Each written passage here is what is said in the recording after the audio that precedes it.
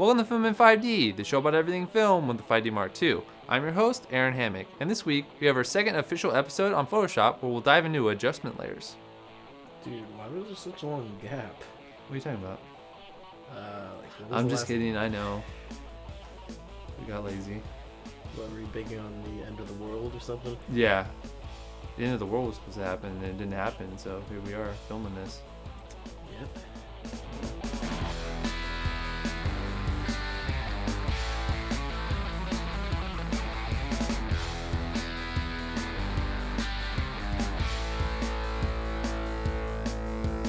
So for the past few weeks, I've been trying to stress a single point.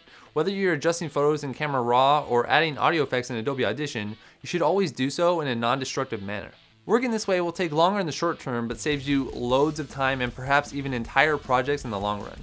And it's also a way of keeping your projects better organized, since you can take your editing step by step and revert back at any time, while also being able to turn groups of effects on or off.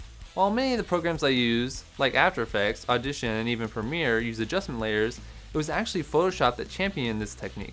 Most of the color tweaking or image refining effects found in Photoshop can also be added to adjustment layers. To add an adjustment layer, navigate to the right side of Photoshop when using the default layout.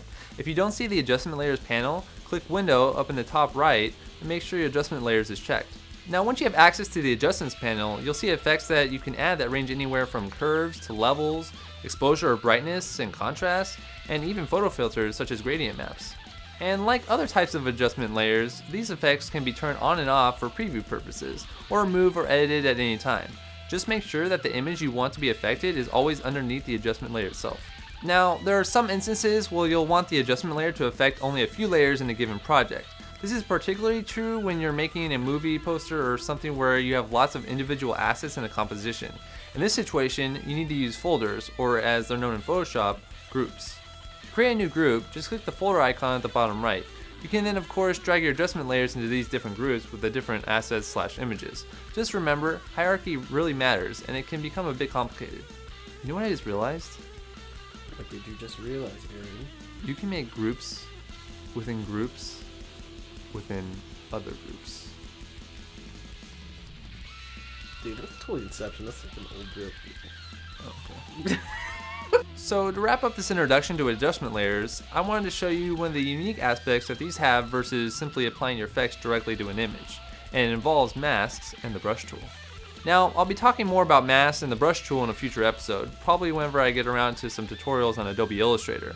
But for today, I'll show you how the idea of masks and your ability to visually touch up an image using the brush tool can dramatically improve your photographs. Here, I've set up an image, an old promotion poster from our short film. As you can see, I added a black and white adjustment layer above the image. Now, I've set up these as a very extreme example so that you can clearly see the techniques involved and get a better idea of what you might be able to use it for. So right now, the picture is completely black and white. And as you can see, the mask is solid white, meaning that the mask has zero transparency. If the mask was black, then it would be 100% transparent. Now, in this case, there are two ways to go about completing this task. You start from a completely transparent mask, which is once again filled in complete black, and then go about adding grayscale to your image that way. Or my preferred way, which is to start with zero transparency, which is white, and of course by adding the color back to the image. We'll be using the brush tool for this. And before I begin, I just want to quickly show you some of the very useful shortcuts I use for the brush tool all the time. First of all, hit B to activate the brush tool. Then to resize it, either use the left or right bracket keys. Now, while holding shift and doing the same thing, you can adjust the softness or hardness of the brush. Alright, now that we have the correct size and type of brush for the job, direct your attention on over to the palette on the left. You notice that when you have the mask selected, the palette automatically switches to black or white. Now, this part can definitely get confusing, at least it did for me, but after a while you'll get used to it. Just like I was saying before, where black is 100% transparent and white is 0% transparent, here, when you paint black on your image, you'll be adding transparency to the adjustment layer and vice versa.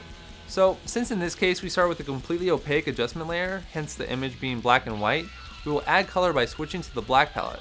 And as I touch up this image a bit, let me give you another shortcut. If you press X at any time, the palette will switch between black and white, which really helps when you touch up an image. And here we go, Mr. Grim Reaper refusing to see the beauty of life. Lovely, isn't it? But that's it for this episode. Sorry I haven't been posting as much content as I'd like, but to be honest, we've lost a bit of motivation, and as much as I love making tutorials for you guys, it gets a bit cumbersome doing it all the time. and I'd really like to start pushing out more creative content and etc.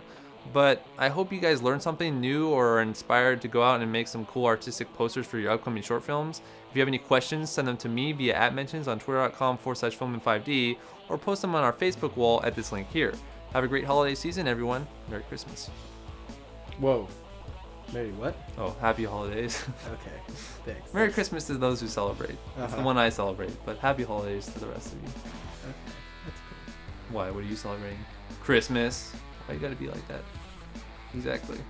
I'm just trying to be politically correct. Well, okay. See you next time.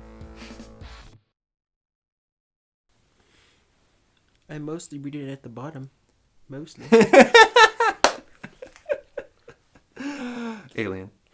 Yep. Z. Or South Park. Mm-hmm. They mostly come out at night. Mostly.